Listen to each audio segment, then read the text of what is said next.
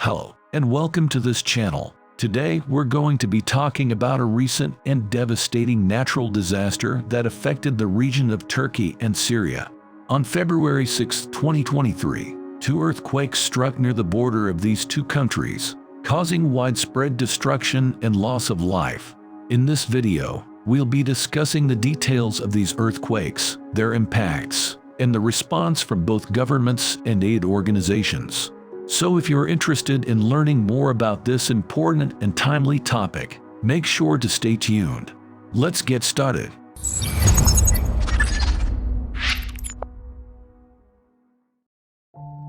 On February 6, 2023, a devastating earthquake struck the border region between Syria and Turkey. The first earthquake hit the western part of Gaziantep in Turkey at 1:17 UTC and lasted for approximately 2 minutes, registering a magnitude of 7.8 on the moment magnitude scale. The second earthquake occurred about 95 Kelvin northwest of the first, near the town of Ekinizü in Turkey, and registered a magnitude of 7.5. As of February 10th, the provisional report states that over 22,300 individuals have lost their lives as a result of the earthquakes. The impacts of the earthquakes that took place near the border between Syria and Turkey, resulting in the loss of thousands of lives and leaving tens of thousands injured. According to the provisional reports on February 10, 2023, at least 22,765 individuals have passed away and 82,956 were reported injured.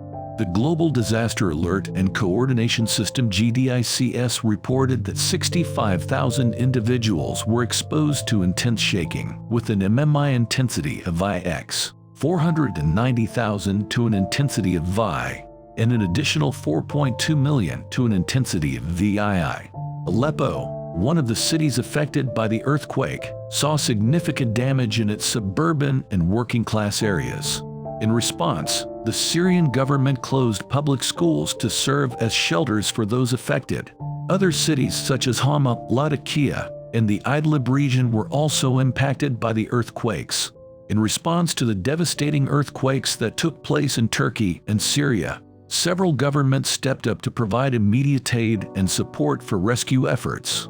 One such government was the UK, which announced on Monday that it would be sending humanitarian assistance to both countries.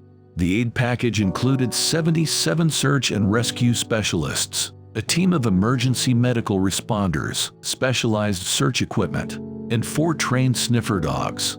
The heavy-duty equipment would allow the UK team to access buildings and search for survivors among the rubble.